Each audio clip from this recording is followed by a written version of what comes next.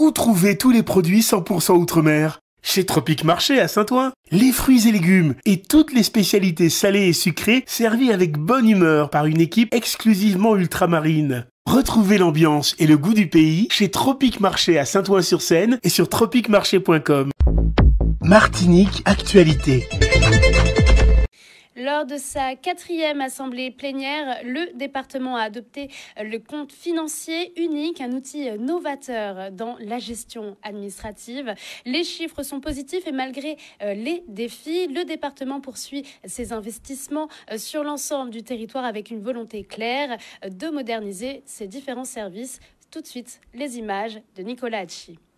Les chiffres présentés sont très corrects, avec le département qui continue à investir sur l'ensemble du territoire de manière, je dirais, assez accrue en augmentation, ces investissements.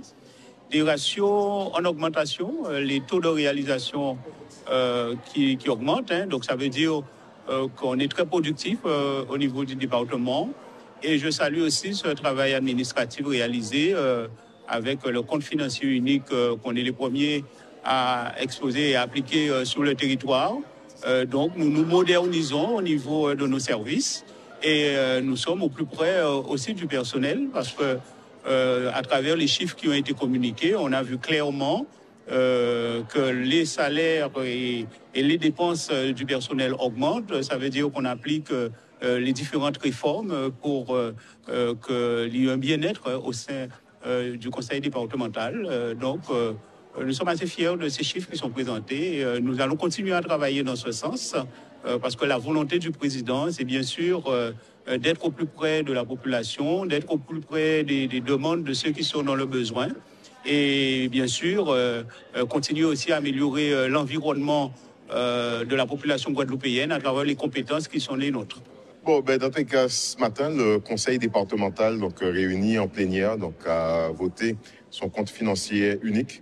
L'occasion de présenter de nouveau que le conseil départemental est en très bonne santé financière et surtout qu'il aura joué pleinement son rôle avec un investissement qui aura augmenté cette année 2024 passant de 111 millions à 150 millions. C'est-à-dire que nous avons mis en place une politique qui soit offensive pour pouvoir accompagner nos concitoyens sur le plan social dans le cadre de nos compétences premières, mais aussi sur le plan économique puisque nous sommes conscients qu'il y a là un soutien nécessaire à l'ensemble de la population et surtout des secteurs économiques.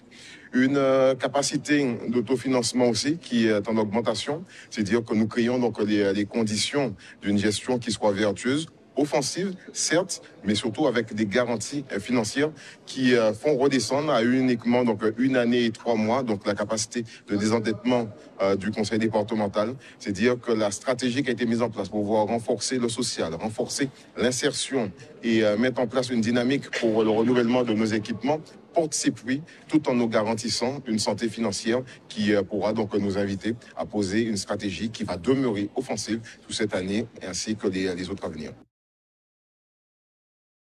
Journée importante pour plus de 5880 élèves en Guadeloupe. Les épreuves du diplôme national de brevet, leur tout premier examen officiel. Le recteur de l'académie, Monsieur Fioni, leur a adressé un message de soutien pour les motiver, a donné de leur meilleur d'eux-mêmes. Après une année évidemment de préparation, un reportage de Charlie Dagonia. Donc il ne faut pas être stressé, c'est votre premier examen national, donc c'est un moment important, mais il ne faut pas trop les prendre au sérieux, ok? C'est un examen, c'est important, soyez concentrés. Vous avez un petit peu peur, c'est normal, ok? Si vous n'aviez pas peur, pas très normal.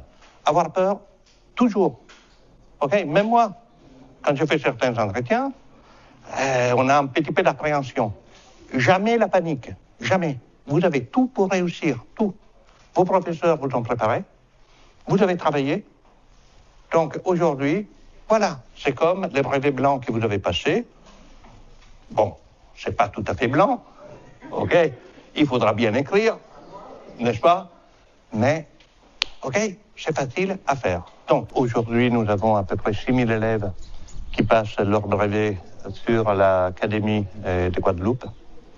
Et donc c'est un grand moment, un moment important pour eux, parce que c'est la première grande épreuve nationale à laquelle ils participent. Donc beaucoup de stress parmi les candidats, et c'est tout à fait normal.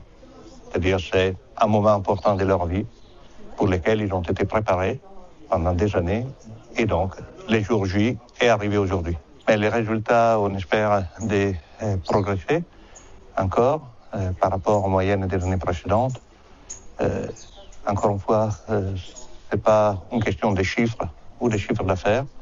Pour moi, c'est important, c'est les taux de réussite est aussi un indicateur si notre pédagogie a progressé, s'il a été adapté, parce que on le sait, la pédagogie est vraiment image de la société. Notre société est en train d'évoluer, les habitudes de nos élèves changent en fonction du temps, et donc il faut adapter la pédagogie sans cesse.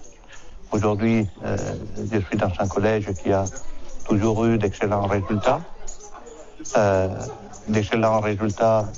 avec, et je tiens à le souligner, avec un taux de boursiers qui est parmi les plus élevés de l'académie. Et donc ça veut dire que tous les dispositifs qu'on avait mis en place vont dans le bon sens.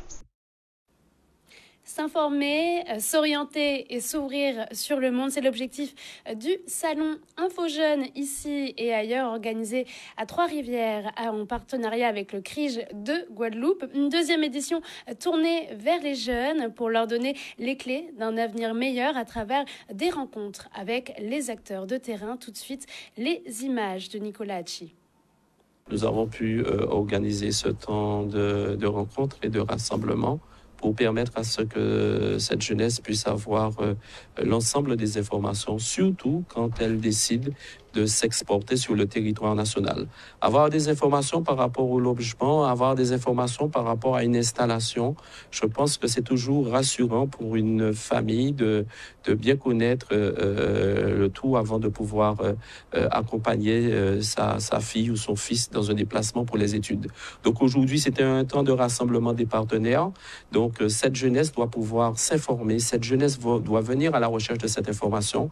Et c'est ce que nous avons voulu faire à travers cette organisation, en collaboration avec Info Jeunes Guadeloupe, donc Info Jeunes Trois-Rivières, et tous les autres partenaires experts nécessaires pour un bel accompagnement.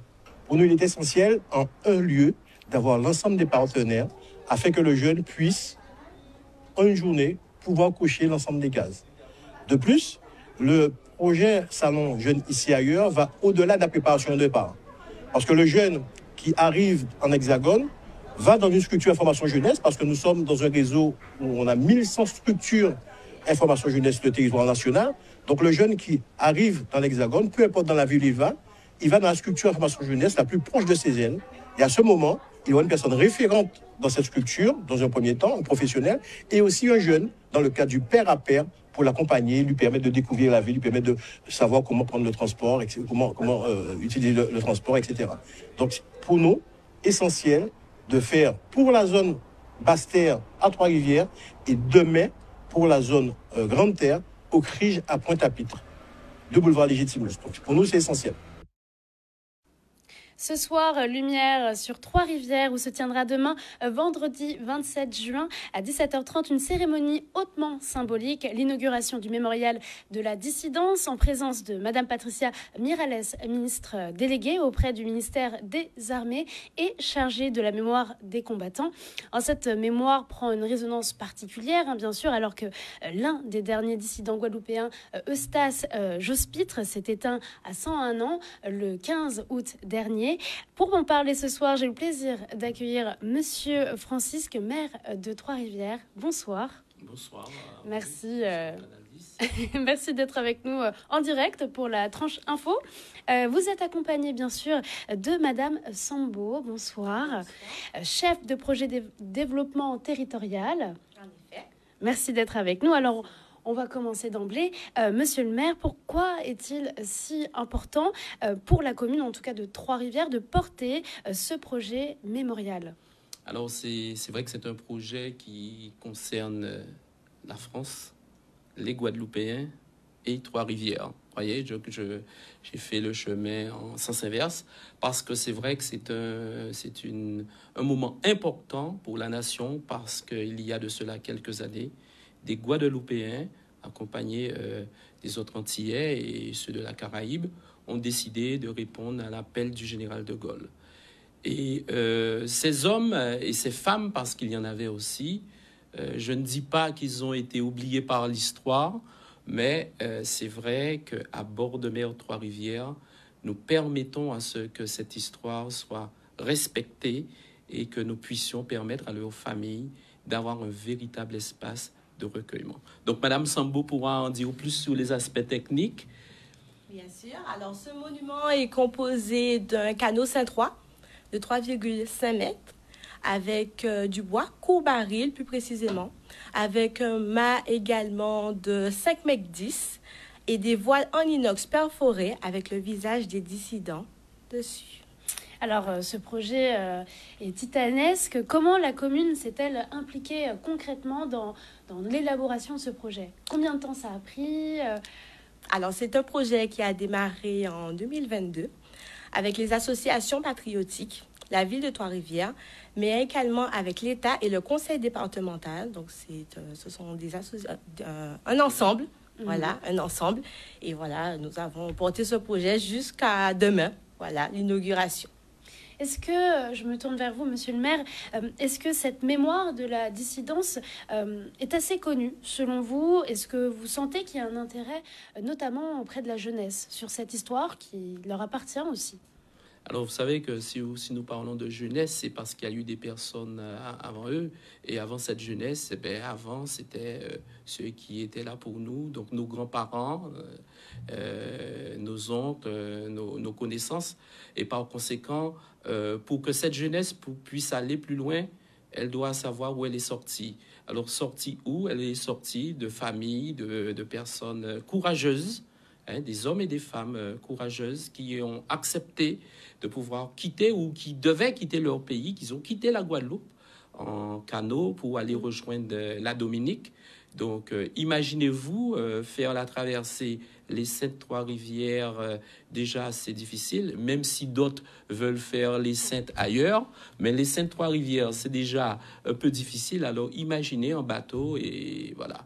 Donc, je dis que ce sont des personnes courageuses, valeureuses, et donc il est important que la Guadeloupe entière, que l'ensemble des communes, tous ceux et toutes celles qui avaient un frère, un oncle, un père, une connaissance, un voisin, qui seraient partis à la dissidence, dans le cadre de cette dissidence, et qui n'ont pas pu retourner, ils n'ont pas pu revenir, pour certains.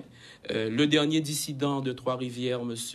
Eustace Jospin, le 15 août, effectivement, l'année dernière, il s'est éteint.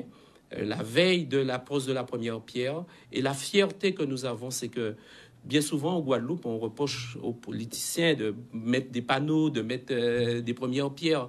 La pose de la première pierre, je le rappelle, a été réalisée le 16 août 2024 et l'inauguration aura lieu le 27 juin 2025. Donc, c'est une fierté pour la commune. Merci à nos partenaires. Donc, Mme Sambo encore va préciser tous ces partenaires qui, sans eux, nous n'aurions pas pu arriver à ce terme. Voilà, donc un grand merci aux associations patriotiques, à l'État et au conseil départemental qui nous ont accompagnés durant le projet. Alors en plus, demain, il me semble qu'il y a la venue, quand même, il faut le notifier, d'une ministre déléguée aux armées en charge de la mémoire des combattants. C'est un signal fort.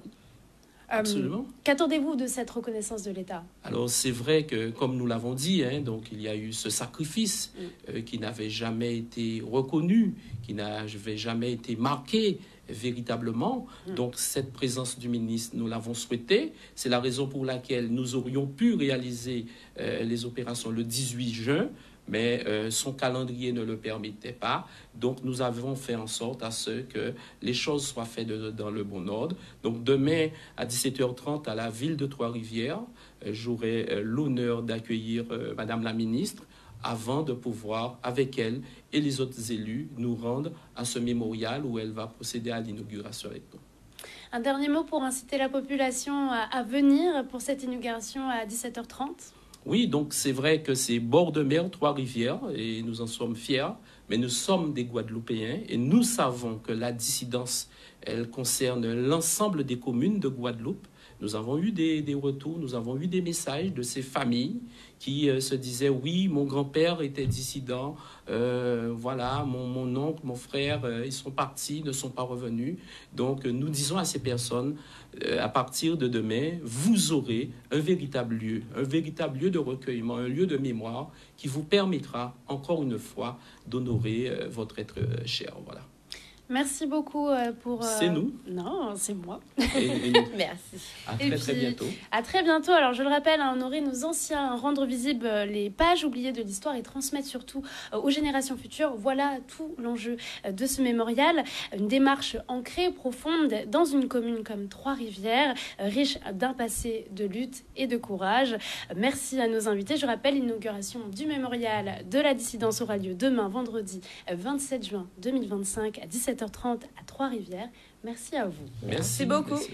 On continue dans l'actualité pour parler cette fois-ci d'une réflexion en tant que telle, ensemble, en lien entre l'addiction, la violence et la société. C'est l'objectif des RAGA, les rencontres des acteurs guadeloupéens et addictologie, qui tenaient leur 11e édition à Pointe-à-Pitre. L'occasion finalement de renforcer le travail en réseau et de promouvoir une approche concertée en santé publique. Tout de suite, les images de Maxime Morel. C'est une action qui est menée chaque année, qui réunit les différents acteurs qui s'occupent de l'addictologie en Guadeloupe. Donc c'est un réseau, nous travaillons en réseau, et chaque année nous organisons ce qu'on appelle un RAGA. Donc cette année-ci, c'est un RAGA qui a pour thème addiction, violence et société. Donc voilà, donc ce matin nous accueillons différents intervenants, donc des psychiatres, des éducateurs, qui sont en charge de mener une réflexion et d'avoir une démarche concertée, de façon à pouvoir trouver des solutions et trouver des pistes de solutions tout au moins en matière d'addictologie, tout au moins en Guadeloupe. C'est une thématique qui est extrêmement importante. C'est une thématique mondiale de parler de violence, une thématique régionale de parler de violence et addiction, parce qu'on entend dans l'actualité, et puis mieux comprendre la question liée entre addiction et violence, mais aussi violence et addiction, ce cercle vicieux. Parfois on devient violent parce qu'on a pris une substance, mais parfois, quand on a pris une substance, quand on est violent, on devient aussi addict. Donc, très bien qu'on puisse reprendre les choses, permettre à chacun de comprendre et de trouver des axes d'intervention pour les prises en charge. En matière de prévention de la santé, il y a différents pôles, donc l'addiction, l'obésité, voilà. Donc, il y a différents thèmes. Et cette année-ci, Promotion Santé, qui a un pôle notamment addiction, eh bien, organise cette forme de manifestation. Et en fait, l'addiction en Guadeloupe est un phénomène quand même assez récurrent. Donc, en matière d'addiction, on peut avoir l'addiction aux substances psychoactives, drogues, etc. Mais aussi l'alcool. On n'en parle pas suffisamment, mais l'alcool est un des premières substances, effectivement, qui pose quand même quelques problèmes. Globalement, une manière un peu de trouver une solution à des problématiques personnelles, des difficultés avec soi-même, psychiques, des difficultés familiales, des difficultés d'ordre social. Quand on se sent très mal, on prend une substance, on a un comportement qui nous aide à aller mieux, qui nous aide à ne pas réfléchir, qui nous aide aussi à ne pas penser. Et donc l'addiction, c'est un modèle un peu de thérapeutique notamment. Mais en même temps, c'est pas le bon modèle parce que du coup, il amène des complications. Les complications peuvent être sur le corps, sur le cerveau, sur la société et sur les individus qui nous entourent. On va parler d'addiction en termes de dépendance. Il y en a beaucoup plus à l'alcool. Mais il y a beaucoup de personnes qui ont un usage qu'on va dire à risque, un usage avec quelques dommages sans être dépendant. Mais c'est déjà suffisant pour causer la violence. La violence n'attend pas d'être dépendant. La violence sur la route, la violence physique, la violence psychologique, la violence verbale, les violences même sexuelles qui sont liées aussi au comportement d'addiction. Améliorer l'efficacité énergétique des logements collectifs tout en réduisant la dépendance à la climatisation. C'est l'enjeu du projet Tropico Pro porté par la société Watt Smart et soutenu évidemment par des organismes nationaux. Alors ce programme vise à transformer durablement les pratiques en matière de rénovation. Tout de suite les images de Charlie Dagonia. Alors aujourd'hui, on est là pour présenter les résultats du projet qui s'appelle Tropico Pro. C'est financé par l'ADEME, l'Agence d'environnement, et l'Agence Qualité Construction, au travers d'un programme qui s'appelle Ombré. Nous, ce qu'on a cherché à identifier, c'est les travaux qui sont les plus pertinents à effectuer en copropriété pour améliorer le confort et baisser les consommations de climatisation. Plusieurs travaux se distinguent. Le premier, c'est vraiment l'isolation de la toiture. Ça vient améliorer de façon très significative le confort pour les logements qui sont sous la toiture.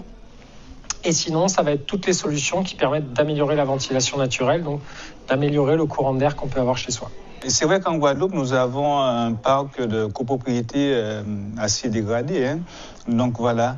Et donc l'Agence nationale de l'habitat, parce que l'ADIAL, on est le délégué local de l'ANA en Guadeloupe. Et pour ces copropriétés dégradées, c'est un peu difficile de monter les dossiers parce qu'on n'avait pas tous les outils adaptés pour pouvoir accompagner les syndicats de copropriété. Hein.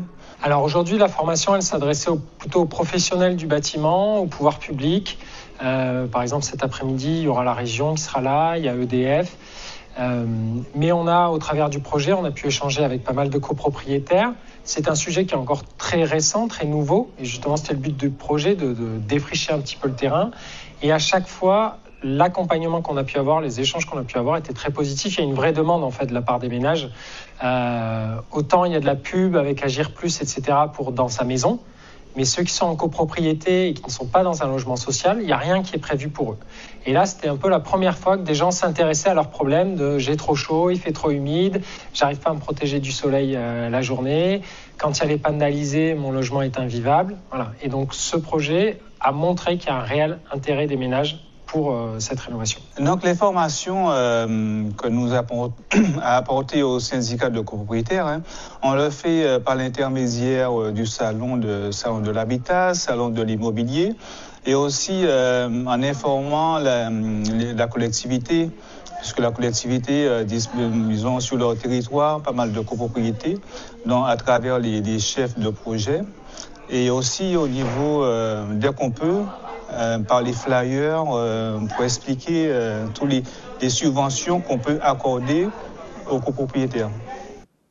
Affluence au Gosier pour le job dating organisé par la ville. Les jeunes sont venus nombreux décrocher un job, un emploi saisonnier du moins. L'objectif étant de se confronter au monde professionnel, gagner en expérience et pourquoi pas trouver une vocation. Tout de suite, un reportage de Maxime Morel. Les jeunes, effectivement, sont venus très, très, très nombreux. On s'y attendait vraiment pas. Mais on est heureux de les accueillir aujourd'hui. Donc, je crois qu'on bat le record, là, aujourd'hui.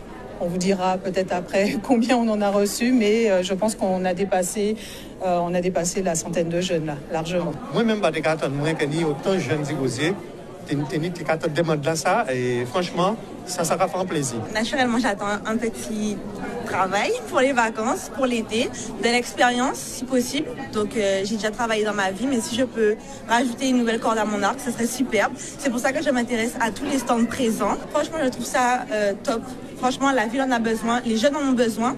Il y a des gens du Gosier, mais il y a également des gens d'ailleurs. Et franchement, je trouve ça super. On profite pour les rencontrer, pour essayer de trouver la perle rare et également faire en sorte qu'on éveille une petite vocation. Anit Simon aussi, il y avait des amis, des fois nous pas parler, nous pas discuter et tout ça c'est là pas coûter de l'idée qu'a venu. Et du coup nous décider de on nous tenter les coups de pays comme ça. Alors du coup là, pas imaginer qu'il y a été un franc succès comme ça. C'est très important de donner la chance aux jeunes. Pourquoi ? Parce que il faut bien qu'ils aient un début d'expérience et allez. On l'a tous fait, hein, un petit job pendant les vacances, ça fait toujours du bien au portefeuille. On a lancé en roche pour les autres communes, si on peut faire, parce que ça qui ne fait pas aussi, mais tout ça qui peut faire, si on peut faire comme ça, au moins, ça fait qu'occuper les jeunes en nous durant les vacances, et ça fait bien. Qu'on donne cette possibilité aux jeunes d'avoir du travail pendant les vacances, je trouve ça vraiment unique et superbe, franchement. Convaincre, toucher et interpeller, c'était le défi des finalistes du concours BMAO Talk à BMAO, évidemment. Après un mois de préparation et de coaching, les candidats ont pris la parole sur des sujets qui leur tenaient à cœur, en force d'écriture et impact à l'oral, une célébration de l'éloquence engagée, un reportage de Vianney Valverde. Dans ce concours, l'idée c'est de pouvoir et de montrer qu'on sait s'exprimer, qu'on sait déjà écrire et ensuite qu'on sait s'exprimer. Donc les règles, c'est qu'il y a un thème imposé. On a choisi différents thèmes d'actualité. Je vais vous laisser découvrir lors du show. Et aussi un thème de leur choix. Donc ils vont pouvoir, pendant 5 minutes, laisser exprimer leurs émotions et l'idée, c'est de pouvoir conquérir le public. Alors il faut savoir que dans l'organisation, les jeunes ont commencé à s'entraîner il y a peut-être un peu moins d'un mois quand même, il faut le saluer. Et le travail qui est rendu, c'est quand même quelque chose d'exceptionnel. Ils s'entraînaient 2 fois par semaine. Donc ils ont 2 coachs, Eros et Joëlla. Et aujourd'hui, effectivement, c'est la grande finale. C'est une tâche qu'on a partagée avec Joëlla. Et ça consistait en fait à cadrer. C'est-à-dire que les jeunes, ils sont là. Ils ont le potentiel et nous, on leur permet juste de pouvoir le développer. C'est-à-dire qu'on est comme des catalyseurs, mais c'est-à-dire que leur talent ne vient pas de nous.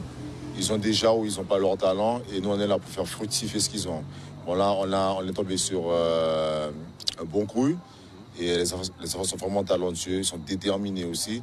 Ils ont un challenge à relever parce qu'en très peu de temps, ils doivent apprendre à écrire, avoir une technique d'écriture et ensuite apprendre les 2 textes. Pour pouvoir ce soir être en finale et sans tablette, sans support, quoi. Et je trouve ça vraiment remarquable de leur part. Aujourd'hui, c'est la fin de cette longue aventure qui a été un peu compliquée, puisque moi, je suis plutôt quelqu'un d'introverti et devoir parler devant un public, et vraiment, ça a été compliqué. Et au début, c'était juste des mots, mais vraiment, comme ils l'ont dit, c'était des mots familiers qu'on disait. Mais après qu'ils nous ont donné des conseils, on a pu nous améliorer. On a parlé avec beaucoup plus d'aisance. Et moi, j'ai perdu cette sorte de timidité que j'avais qui m'a permis aujourd'hui de gagner. Quand tu n'as pas toutes ces techniques, tu as des jeunes qui ils arrivent, ils parlent peu, tu les entends à peine lorsqu'ils se présentent. Et puis quand tu entends ce qu'ils te font à 2 jours de la finale, ouais, c'est waouh. C'est-à-dire qu'ils arrivent à donner la chair de poule. C'est-à-dire que du petit timide, on arrive à quelqu'un qui est beaucoup moins réservé, qui s'exprime, qui s'affirme. Et ça, c'est important. Nous avons beaucoup souffert ces dernières années. Et j'espère qu'un jour, cette malédiction sera enfin levée. Comme le conte de cruelle histoire, nous dansions, chantions, gambations sur la terre-mère. Quand soudain, nous voilà arrachés, déracinés de notre terre tant aimée, et nous, déportés comme des marchandises. Outremernews.fr, le site de l'actualité Outre-mer, 24 heures sur 24 et 7 jours sur 7. Retrouvez la chaîne Outremer News sur YouTube.